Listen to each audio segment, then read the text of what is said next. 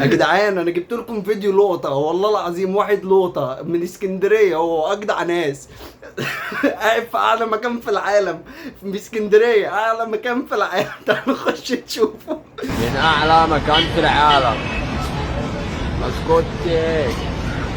ايه رايك في الكافيه ده؟ هو في ايه يا اسطى؟ ايه اللي بسكوتي؟ ايه رايك في الكافيه ده؟ الكافيه كافيه يعني هو خلاص بقى كافيه. يا جدعان نظبط بقى اللغه بقى يا جدعان، ما بلاش بقى.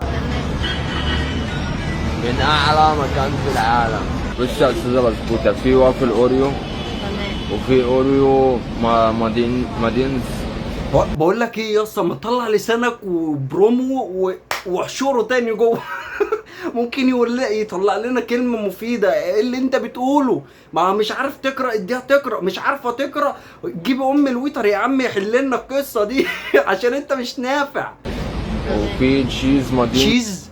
تشيز ايه يا اسطى؟ تشيز دماغك ما تجننيش، انا طالع من حمله فرعونيه، مش ناقش تشيز دماغك علينا. فهو يا اسطى وانت بتقرا والنبي. مدينس.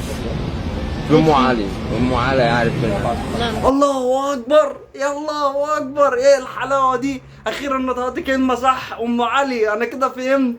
هي دي اللي انت عرفتها من قلب المنيو اللي قدامك ده. ده انا لو شغال في المكان ده ولا قاعد جنبك، كنت مسكت المنيو ده وتقوم عامله كده نفضه تمام عشان يدخل في الجمجمه تعرف تقول انت هتقول ايه. لا مش عايزه معاك. وفي فروت سلاد. ايه فلوس سلاد؟ انا الجلاد يا عماد. فروت سلاد. فروت سلاد ده ايه يا اسطى الكلمه الجديده؟